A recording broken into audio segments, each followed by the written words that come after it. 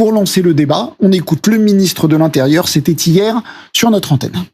C'est un texte très important qui vise d'une part à mieux intégrer tous ceux qui veulent s'intégrer à la République française, parce que les étrangers font partie de la richesse de notre pays lorsqu'ils veulent s'intégrer, lorsqu'ils parlent notre langue, lorsqu'ils veulent élever les enfants dans la patrie des droits de l'homme, et on les intègre pas assez bien. François-Xavier Bellamy, l'immigration est-elle une chance pour la France ? Non, l'immigration est aujourd'hui l'un des sujets majeurs pour les fractures et les tensions qui traversent notre pays. Et en disant ça, je ne parle pas des personnes qui sont immigrées, mais je parle du phénomène qui fait qu'aujourd'hui... Derrière le phénomène, il y a des personnes. Bien sûr, mais quand nous regardons la réalité de la société française, elle est aujourd'hui, cette société, traversée par des fractures majeures. On se souvient du livre absolument décisif, je crois, de Jérôme Fourquet, qui s'appelle L'archipel français. Nous sommes dans une société en voie d'archipélisation, une société, un pays dans lequel des gens vivent et ne se reconnaissent plus de liens communs. Et je crois que l'immigration n'est ni une chance pour la France dans ce contexte-là, ni même pour, justement, les personnes qui continuent d'arriver dans un pays qui ne sait pas les intégrer, qui ne peut pas les intégrer, qui ne peut plus réussir l'assimilation, qui pourtant est la condition pour que continue de vivre une société commune et pour que continue de vivre aussi une démocratie. Donc, je crois qu'il faut absolument que nous puissions mettre un terme à cette situation d'immigration complètement dérégulée qui a prospéré depuis de trop nombreuses années, et que nous puissions garantir d'abord la reconstruction de notre unité, de l'unité de notre pays, en commençant par l'assimilation, l'accueil, l'intégration authentique de tous les jeunes qui grandissent en France et qui sont issus d'une immigration plus ou moins lointaine, mais qui, je le dis comme professeur, aujourd'hui sont très loin de se sentir, de se reconnaître et d'éprouver une forme de conscience commune avec tous les citoyens français. Alors vous avez employé je vais d'abord faire réagir Sacha Houlié, mais vous avez parlé d'assimilation et d'intégration comme si c'était la même chose. On sait qu'il y a des différences, on en reparlera. Sacha Houlié, même question. L'immigration est-elle une chance pour la France, comme le disait Bernard Stasi, comme l'ont dit longtemps un certain nombre de personnes de gauche, ou un poids, comme le prétend François-Xavier Bellamy? Je ne sais pas si elle est une chance, mais en tout cas, elle est une réalité. Elle est une réalité qui aujourd'hui est une réalité importante dans notre pays, avec différentes facettes, une immigration du travail, une immigration de l'asile, une immigration également du regroupement familial, et il y a différentes facettes sur cette immigration. En revanche, est-ce qu'elle génère une forme de crispation identitaire dans notre pays aujourd'hui? La réponse est oui.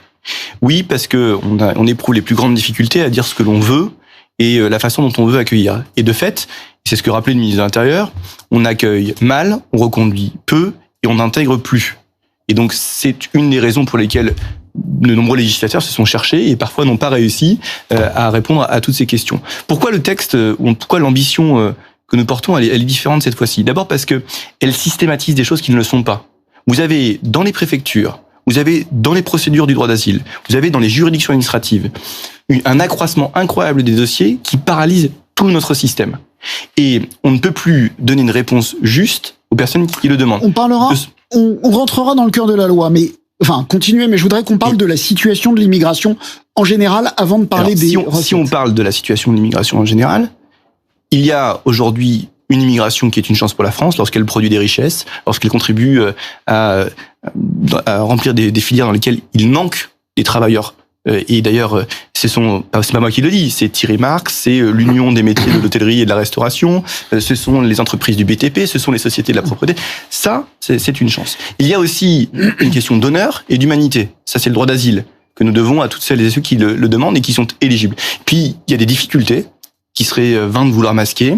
C'est des questions de délinquance, des questions aujourd'hui d'incivilité qui appellent une réponse politique, forte, puisque dans certaines métropoles, c'est une surreprésentation de certains étrangers, d'étrangers, dans les actes de délinquance qui sont commis. Et c'est toute cette palette qu'il faut vouloir voir, pas seulement un bout, en disant que l'immigration est une chance, une faute, un problème, une difficulté.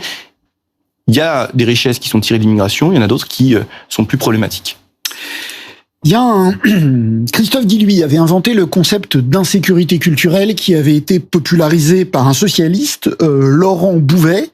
Quand vous parlez de crispation identitaire, c'est quoi? Est-ce que c'est de l'insécurité culturelle? Qu'est-ce que vous mettez derrière crispation identitaire? D'abord, il y a le fait que l'ouverture des frontières coïncide avec la fermeture des esprits.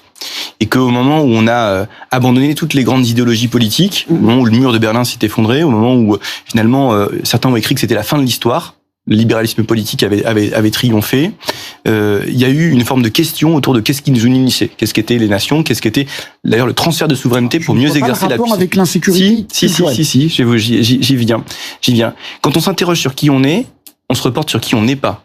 Et donc le fait qu'il y ait des étrangers finalement nous interroge sur qui on n'est pas et qui on ne souhaite pas être. Et donc c'est cette question que se posent aujourd'hui les Français, et c'est la raison pour laquelle ils ont beaucoup de difficultés à résoudre cette question identitaire de qu'est-ce qui font la nation, qu'est-ce qui peut donner notre pays, qu'est-ce que donne notre pays et qu'est-ce que notre pays reçoit. Notre pays, c'est un pays d'immigration.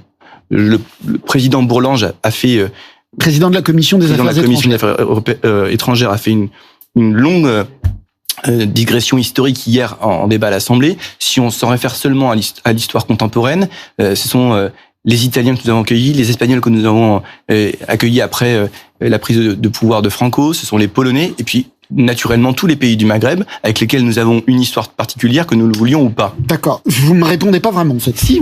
Non. Mais alors je vais...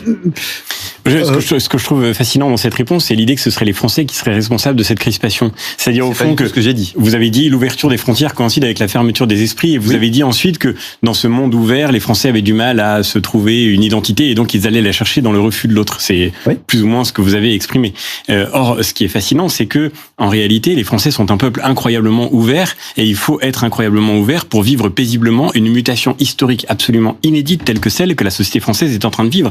Dire que la France est depuis toujours un pays d'immigration, c'est une supercherie historique, mais complètement hallucinante. La France, regardez les monuments aux morts de nos villages. Dans tous les monuments aux morts de France, la guerre de 14-18, la guerre de 39-45, vous trouverez une immense majorité de noms qui sont de consonance francophone, et les noms qui sont issus de l'immigration, eh bien, manifestement, ils sont aujourd'hui dans notre pays depuis une période bien plus récente. C'est effacé quand même bien vite les tirailleurs nord-africains qui ont sauvé la patrie française et qui étaient sur les champs de bataille bien souvent en première ligne. Je ne conteste pas leur héroïsme, mais à l'époque, je ne suis pas sûr que vous vouliez y revenir, nous étions dans une situation coloniale. C'est-à-dire que ces personnes habitaient en Afrique du Nord, on les a fait venir d'Afrique du Nord et on les y a reconduits ensuite. Je ne conteste évidemment pas leur héroïsme, ni leur don pour la France, mais ce que je veux dire, c'est que la France n'était pas un pays d'immigration, et que beaucoup de Français au XXe siècle ne connaissaient pas ces personnes qui d'ailleurs n'étaient pas des citoyens français et ne résidaient pas sur le sol de l'actuel territoire métropolitain. Je voudrais vous poser une question justement. Juste une statistique qui est très importante. Une chose que vous ne aujourd'hui, juste une statistique très importante. En France, aujourd'hui, 40% des enfants entre 0 et 4 ans, 40% de ces enfants sont issus d'une immigration récente, à 3 générations. Donc c'est un phénomène d'une rapidité absolument inouïe. Et ce phénomène-là, il porte en germe. Pardon, mais moi j'ai des chiffres assez... Didier Lesky, j'aimerais bien donner des différents, effectivement. Didier Lesky, qui est haut fonctionnaire assez incontesté, directeur de l'Office français de l'immigration et de l'intégration. Le chiffre que je viens de citer est de l'INSEE, il a même été vérifié par France Info, vous voyez. Je vais en donner un autre. La proportion d'immigrés aujourd'hui, 10% de la population. Voilà, la proportion d'immigrés dans la population française est de 10%. Exactement. Oui. La France est-elle si faible que 10% d'immigrés puissent menacer son style de vie? Non, mais voyez ce qui gêne. En fait, alors là, je le redis. Monsieur Bellamy, ce qui vous gêne, c'est que vous n'avez pas contesté le fait qu'on puisse accueillir nos voisins européens. Vous n'avez pas contesté. Vous pensez aux Ukrainiens? Aux Ukrainiens, pour ce qui est le plus récent, mais pour l'immigration que j'ai pointée très récente, c'est-à-dire celle des Espagnols, celle des Italiens, celle des Polonais, elle ne vous pose aucune difficulté. Elle vous pose une difficulté dès lors que cette immigration vient d'autres pays avec lesquels nous avons par ailleurs une histoire particulière que vous avez rappelée. Et un lien qui est presque filial du fait d'une histoire d'ailleurs douloureuse pour la France, qui est celle de la colonisation. Elle vaut pour les pays africains. Je ne sais pas si j'emploierais le terme filial qui me paraît très paternaliste. Je suis pas Sachez Ollier, ce que vous voulez dire clairement, c'est que tant que c'était des catholiques, ça allait, mais que quand c'est des musulmans, ça pose problème à François-Xavier Bellamy? Pas seulement, c'est au-delà de la religion. En fait, l'idée même du débat que l'on va introduire, c'est de ne pas juger les étrangers pour ce qu'ils sont, mais pour ce qu'ils font. Et quels sont les services qui rendent notre pays lorsqu'ils s'y rendent? Quelle est l'attitude qu'ont les étrangers sur notre sol? Comment ils cherchent à s'intégrer? Comment ils apprennent la langue? Comment, finalement, ils cherchent un travail? Et comment ils cherchent à s'intégrer? Et c'est à partir de ce comportement-là qu'on doit pouvoir apprécier la situation des étrangers en France, et non plus en fonction des caractères intrinsèques qui sont les leurs. Que ce soit une origine géographique, que ce soit une religion, ou que ce soit une couleur de peau. Et c'est ça le vrai sujet qu'on doit avoir. C'est tout ça est d'une naïveté absolument confondante. Moi, j'assume parfaitement. Je peux vous reposer ma question. Oui. Quand je vous ai dit, voilà, 10%, c'est un chiffre qui n'est pas contesté, 10% de la proportion. La France compte aujourd'hui dans sa population, en gros, 10% de gens qui sont des immigrés. La France, dont vous vantez souvent la force, la résilience, etc., est-elle si faible qu'elle ne puisse pas accueillir 10% de population d'origine étrangère sans y perdre sa culture? Non, mais d'abord, la première chose, je le redis, et je vous renvoie vers l'excellent site de France Info qui fait un travail remarquable pour vérifier les informations qui sont produites sur les plateformes de télévision. 40% des enfants de 0 à 4 ans sont issus d'une immigration récente. Par ailleurs, 10% d'immigrés, ça concerne des personnes qui sont effectivement elles-mêmes immigrées, mais en réalité, ça ne prend pas en considération des gens qui ont été naturalisés ou bien des gens qui, et c'est le plus important, qui sont des enfants de l'immigration à la première, la deuxième, la troisième génération, dont on voit très bien, encore une fois, je le redis, moi j'ai connu des élèves qui étaient d'origine algérienne à la troisième génération, d'origine marocaine, d'origine turque, et qui, en réalité, malgré le fait qu'ils n'étaient pas nés dans ce pays d'origine, malgré le fait qu'ils n'avaient pas de fréquentation régulière de ce pays, pourtant ne se reconnaissent pas français. Je ne le leur reproche pas, je le constate. Et je constate que nous avons échoué à les intégrer, que nous avons échoué à leur faire partager ce sentiment qu'ils devenaient français. La question de l'immigration européenne était évidemment très différente. Remplacement, vous? C'est ce que vous suggérez, en tout cas. C'est un phénomène historique, je réfute cette idée. Massif. Et pardon de le dire, mais oui, la question de la culture a un sens. Et je reproche pas d'ailleurs à des gens qui viennent avec leur culture de vouloir la transmettre. Je crois que ça fait partie de ce que nous sommes. Je crois que les individus ne sont pas des acteurs économiques qu'on déplace pour qu'ils viennent travailler chez nous et boucher des secteurs en tension, comme veut le faire la loi prônée par monsieur Darmanin. Je termine juste d'un point. Dans ce que vous dites. Monsieur Houllier, vous êtes député de la Vienne. Vous êtes député de la Vienne. Pardon. Vous êtes député de la Vienne. Vous connaissez très bien Poitiers. À Poitiers, il y a une grande mosquée qui a été construite et qui a été financée par le Qatar, par les fonds des frères musulmans passant par l'ONG Qatar Charity. On voit très bien aujourd'hui, partout en France, que des gens qui viennent avec leur univers culturel, avec leur univers civilisationnel, avec leur univers religieux, eh bien, ils ne cessent pas pour autant de le pratiquer. Et que ceci crée des situations de double affiliation, de double appartenance, des situations dans lesquelles on n'arrive pas à reconstruire l'unité d'un pays. Pardon de le dire, mais quand je vois hier les supporters du Maroc qui viennent fêter sur les Champs-Élysées la victoire de leur équipe nationale en disant on a gagné. Qu'ont-ils fait de mal? Quand on voit en Belgique des Marocains qui arrachent les drapeaux belges. Ça, c'est une autre chose. Là, vous confondez des actes de délinquance. C'est le symptôme de l'incapacité et qui est parfaitement normal de l'incapacité à faire vivre sur le territoire d'un même pays des gens qui ne se reconnaissent pas. Pourquoi vous essentialisez les choses? Cette même communauté nationale. Vous êtes en train de confondre une célébration qui n'a posé aucun trouble à l'ordre public en France. Elle a posé des troubles à l'ordre public. Pardon de le dire, mais je suis désolé. Il suffit de regarder des images de la soirée d'hier pour voir que à Lille, en particulier, dans tout le nord de la France, vous avez eu des épisodes extrêmement violents. Vous me parlez des Champs-Élysées. Vous me dites avec des actes de délinquance. délinquance. Le problème, je ne parle même pas des troubles à l'ordre public. Je vais juste répondre à ce que vous m'avez dit. Le sentiment d'appartenance. C'est ça la grande question.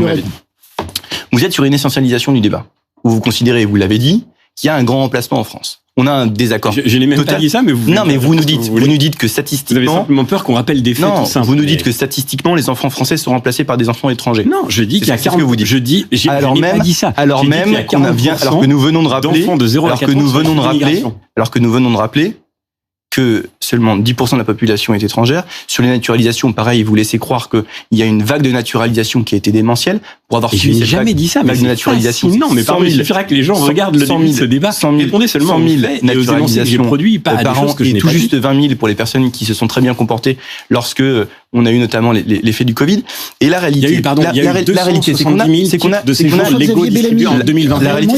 Il ne vous a pas interrompu. La réalité, c'est qu'on a une vraie différence. Parce que, encore une fois, vous ne voulez pas voir les étrangers différemment que ce qu'ils sont. À partir du moment où la nationalité n'est pas celle de naissance de la France, avec une antériorité que vous fixez d'ailleurs assez large, à 2 ou 3 ans, eh bien vous considérez qu'on ne peut pas être français, et pire, qu'on ne peut pas s'intégrer en tant que français. Et ça, c'est quelque chose que je réfute. Qu'il y ait des délinquants, étrangers ou français, que ces délinquants doivent être punis, et y compris lorsqu'ils sont étrangers, qu'ils doivent être expulsés. Moi, j'ai aucun problème à le dire.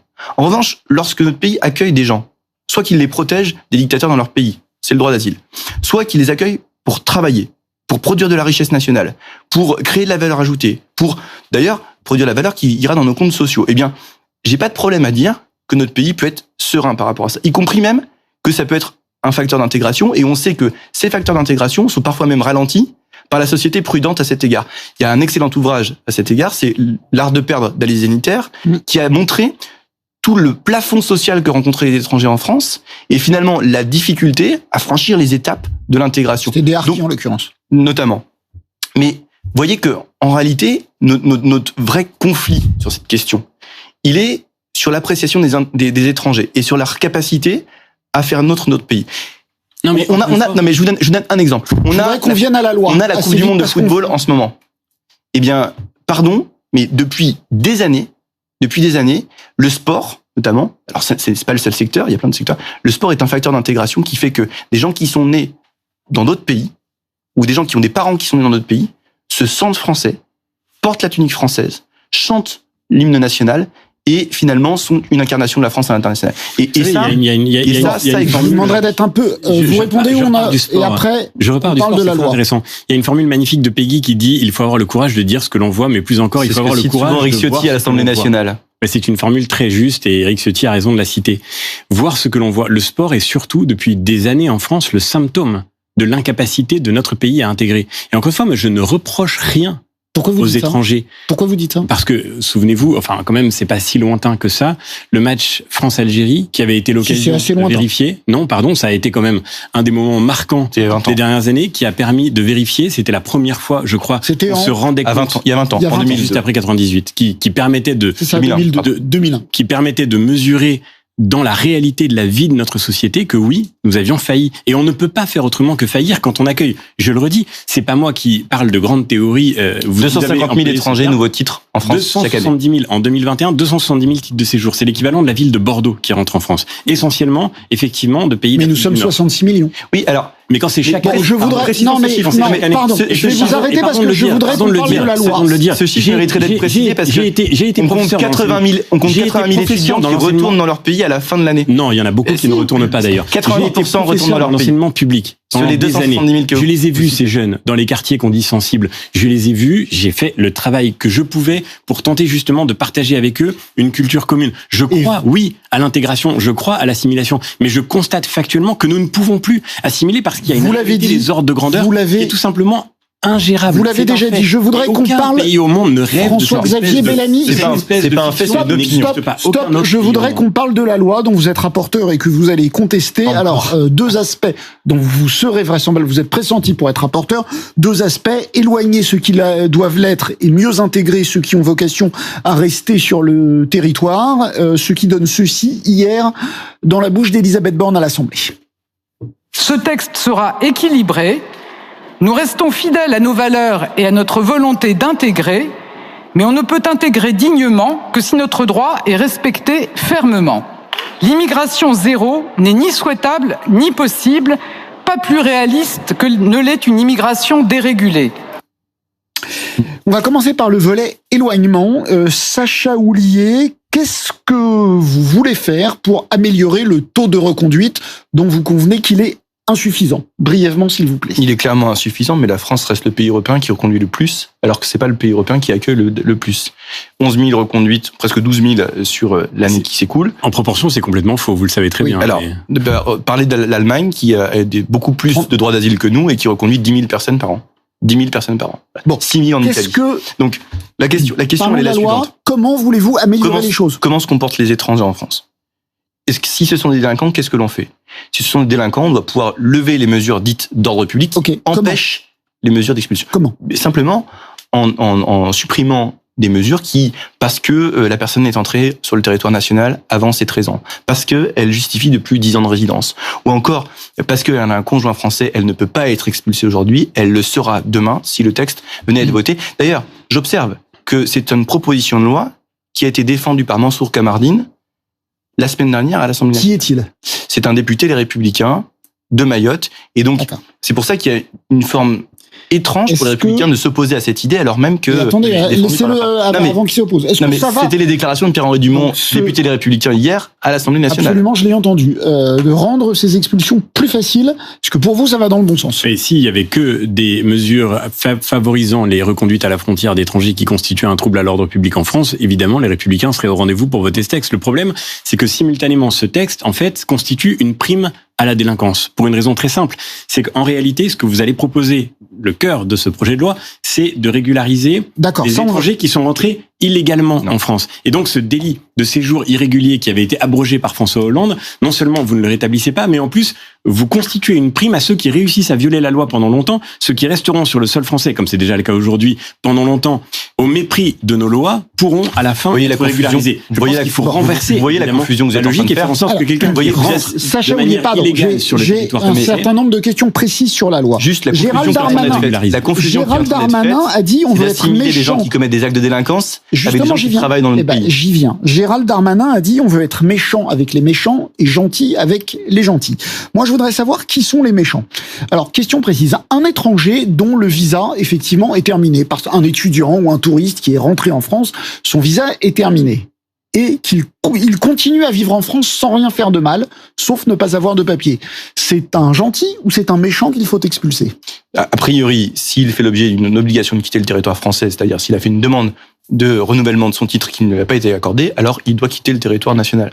Donc vous n'expulsez pas que les délinquants comme on l'a entendu? Non, il y a des mesures plus systématiques à l'égard des délinquants. Ensuite, il y a des mesures de reconduite qui doivent être appliquées et qui dépendent à la fois de la France, mais ce serait un petit peu simpliste que de dire que si nous n'avons pas de laissez-passer consulaire, c'est-à-dire la possibilité de les pays d'origine les réadmettent, alors il n'y aura pas d'expulsion. Mais la réalité, dans la formule du ministre de l'Intérieur sur gentil avec les gentils et méchant avec les méchants, chacun appréciera, c'est de dire que ceux qui commettent des actes de délinquance sont expulsés plus rapidement. D'ailleurs, c'est ceux qui peuplent désormais les centres de rétention administrative. Il y a quelques années encore, il y a même de cela 2 ans, nous comptions dans les centres de rétention administrative que 30% des retenus qui étaient des délinquants inscrits avec les casiers judiciaires. Aujourd'hui, c'est 91%. C'est un chiffre rappelé par le ministre. Et en revanche, ceux qui ont des situations administratives dans lesquelles ils travaillent, ils justifient un contrat de travail depuis une durée à définir dans la loi. Ceux qui sont dans des métiers en tension, c'est-à-dire la propreté, le BTP, la restauration, mais aussi les soins infirmiers, c'est-à-dire ceux qui s'occupent de vos familles ou de vos grands-parents, voire même des médecins, puisque c'est des situations de lesquelles je suis saisi par le CHU de Poitiers notamment, des médecins qui peuvent être libanais ou syriens, eh bien, ceux-là, c'est quand même une drôle de réponse à leur donner que de leur rendre la vie administrative impossible, alors même qu'on a besoin d'eux dans notre pays. Et que par ailleurs, ils acceptent de bien vouloir travailler et donc de rendre service à notre nation. Pardon, je veux encore une précision et puis vous répondrez. La droite dit très bien, il y a des métiers en tension. Par exemple, je ne sais pas, vous prenez un apprenti boulanger, aujourd'hui c'est un métier en tension, donc quelqu'un qui n'a pas de papier obtient des papiers parce que il veut bien occuper ce métier-là, et puis dans un an, parce que l'apprentissage aura marché, eh bien ce n'est plus un métier en tension. Qu'est-ce qui se passe? Il perd son titre de séjour? Ça, c'est ce qui est à définir dans le texte. Moi, je pense que ça peut être des titres pluriannuels pour les personnes qui travaillent durablement dans le pays et qui, par ailleurs, remplissent leur office. C'est-à-dire que à partir du moment où des gens travaillent... Pluriannuel, ça veut dire définitif? Non. Vous avez compris la question. Ce que je demande à la droite, et c'est une vraie question, c'est une fois qu'on aura délivré des titres de séjour dans un métier en tension, est-ce que ça vaut autorisation permanente? Je suis en train de me rendre compte que vous faites une confusion par rapport au fait qu'on va faire venir des gens pour travailler en France. Ça n'est pas le cas. Ce sont des gens qui travaillent déjà. J'ai compris. Et donc, il s'agit juste de régulariser des situations administratives qui pourront être renouvelées, comme on le fait actuellement, ou pas. Et si elles ne le sont pas, que se passe-t-il? Dans ce cas-là, si elles ne le sont pas, une obligation de quitter le territoire français est délivrée et une reconduite est organisée. Enfin, c'est la procédure. C'est possible, ça? Quelqu'un qui aura eu un titre, qui aura travaillé 2, 3 ans, etc., on va pouvoir l'expulser? C'est ce qui se passe dans plein de situations aujourd'hui. C'est là que derrière le grand humanisme se cache aussi une façon d'instrumentaliser des personnes et des vies, parce qu'en fait ces gens-là sont des personnes vivantes avec des intentions, des projets, et d'en disposer pour pouvoir boucher les trous de notre marché du travail. Marché du travail qui, pardon, je vous avais parlé assez longtemps, je vais essayer de vous répondre. Marché du travail qui est dans cette situation de tension terrible que parce que votre gouvernement refuse d'affronter les problèmes. Aujourd'hui, la vérité, c'est que le taux d'emploi en France est de 12 points inférieur à la situation en Allemagne. Et pourquoi? On perd chaque année, sur 800 000 jeunes Français, on perd 150 000 jeunes. 150 000 jeunes qui décrochent et qui disparaissent du système scolaire. On a 1,5 million de jeunes en France qui sont considérés comme étant ni en emploi, ni en stage, ni en formation. Et ces jeunes-là, au lieu d'aller les rechercher, au lieu de faire en sorte que le taux d'activité remonte, au lieu d'affronter réellement la question des retraites, au lieu d'affronter réellement la question du travail des seniors, au lieu d'affronter réellement la question de la réforme de l'assurance chômage et d'inciter les gens à travailler plutôt que de les laisser dans la dérive de l'assistanat, eh bien, au lieu d'affronter ces questions, on va faire venir des gens de l'étranger où on va... Non, c'est pas faire venir. Non, mais il a raison. Encore pire. C'est pas faire venir. On va pas les faire venir. Encore pire. On va donner une prime à l'illégalité. C'est-à-dire que des gens qui sont rentrés de manière irrégulière, c'est-à-dire en violant nos lois, on va leur dire, puisque vous êtes là, allez, on reconnaît, mais on valide. vous pensez, est-ce que quelqu'un qui est rentré de façon irrégulière, il prend perpète pour vous? Non, quelqu'un qui est rentré de manière irrégulière n'a jamais vocation à être régularisé? Oui. Il devrait être. Ça veut dire c'est une sorte de peine de bannissement à perpétuité. Non, mais c'est tout simple. C'est une manière de mettre fin. C'est une manière de mettre fin définitivement au business épouvantable des passeurs. Parce que sur quoi repose ce business? Sur un principe très simple qui est qu'aujourd'hui, il est parfaitement clair, et tout le monde le sait, dans tous les pays en développement, que si vous arrivez à mettre le pied sur le sol français, vous ne serez jamais expulsé. Mais vous avez très peu de chance. Je vous repose la question. Quelqu'un qui est là depuis 10 ans, quelqu'un qui est là depuis 10 ans, qui a fait souche en France, qui a des enfants scolarisés, qui a fraudé, ça veut dire qui a fraudé la loi française. Depuis des années. Qui a fraudé, ne sera jamais régularisé. Mais c'est très clair. Il faut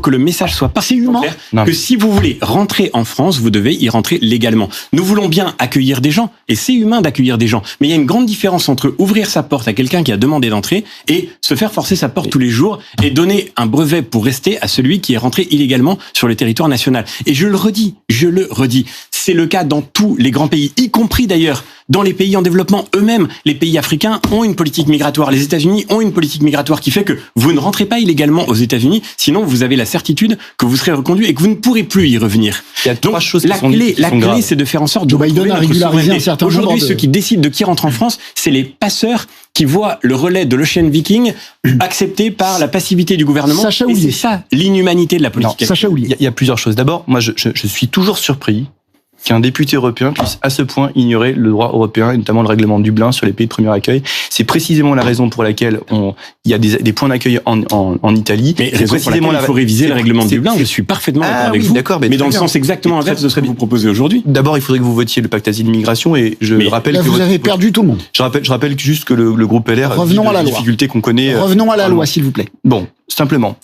La France est le pays qui expulse le plus en Europe. Non, c'est faux. C'est faux. Intrinsèquement vrai. C'est un grand pays en nombre de population produits par le ministère de l'Intérieur qui ont été distribués. C'est faux rapporté à la population française. Et deux, ça se passe beaucoup à Mayotte où j'ai été, où en réalité cette procédure est manifestement. Vous allez souffrir de m'écouter jusqu'au bout. Deux. Oui, mais simplement c'est faux. Je vous l'ai dit. Ce que vous dites lorsqu'on met le pied en France, on n'en repart pas. C'est faux puisque c'est le pays de premier accueil. Et c'est précisément pourquoi les règles européennes doivent pouvoir être renforcées avec un contrôle des frontières extérieures. 3. Sur ce que vous avez dit sur la question du travail, mais j'ai envie de dire, mais quelle honte! Est-ce que c'est pas Monsieur Wauquiez ou Madame Morancé ou Monsieur Bertrand qui font obstacle à toutes les procédures de l'État pour mieux former les travailleurs? Est-ce que c'est pas vous qui avez retardé toute l'adoption des textes sur la question de l'assurance chômage? Est-ce que c'est pas vous qui faites un pas de deux sur la question des retraites sans vouloir adopter la réforme? Si on peut parler du sort des personnes et pas de la querelle le travail politique et la réduction du chômage, nous vous attendons au rendez-vous. Nous vous attendons au rendez-vous parce que pour le coup, en dépit même du fait. Vous pouvez pas vous empêcher, les uns et les autres, au lieu de parler du sort des personnes, de faire de la chicaille politique. Mais parce que, savoir si on peut effectivement, si on prend perpète, si personne n'aura. Quel est le fond de la question? C'est intéressant, non? Quel est le fond de la question, Gilles? Est-ce que de remettre tout le monde en France au travail suffit pour pallier aux métiers en tension? La réponse est non. Oui. Sinon, les employeurs ne se mettraient pas dans l'illégalité en embauchant des personnes qui sont étrangères sans papier. Sinon, ils risqueraient pas des amendes qui sont colossales pour cela. Sinon, ils n'emploieraient pas des personnes sous alias en découvrant ensuite que ces personnes sont sous un alias et qu'au bout de 2 ans, elles leur demandent d'être payées sous leur vrai nom. C'est comme ça que ça se passe dans les entreprises. Il y a des gens, vous ne voulez pas vous considérez que quelqu'un qui est là depuis 10 ans, s'il est rentré illégalement, il n'a pas vocation à être régularisé. Soit, est-ce que vous pensez qu'on peut les expulser? Des gens qui sont là, qui ont des enfants scolarisés, qui parfois travaillent, certes illégalement, mais qui ont une vie en France, ont-ils vocation à être expulsés? Mais la vérité, c'est que d'abord, avant que les gens aient des enfants, travaillent depuis 10 ans en France, ils passent précisément 10 ans en France. Et donc, il faut effectivement accélérer massivement la lutte contre l'immigration irrégulière en expulsant les gens rapidement après qu'ils ont été Ok, mais ceux qui sont là depuis longtemps, commençons déjà, si vous voulez bien, mais par pourquoi vous voulez pas me répondre? Ceux qui sont là depuis longtemps, qu'est-ce qu'on fait? Mais parce que, bien sûr, quand quelqu'un est rentré de manière illégale sur le sol français, quel est son droit à vivre sur le territoire national? Il n'y a pas de droit universel à vivre en France. Et je le redis, tant que ce message-là ne sera pas clairement passé, et pour ça, oui, il faudra une réforme des politiques européennes. Je voudrais savoir, est-ce que des gens qui sont là, je vous l'ai dit très clairement, des gens qui sont rentrés illégalement... Non, ne pas leur donner de papier et les expulser, c'est pas tout à fait la même chose. Vous dites, ok, mais ils ne seront jamais régularisés. Je trouve abominable la situation qui consiste à ne pas régulariser des gens et à les maintenir sur le territoire national, y compris parce qu'on sait, en effet, que c'est une manière très facile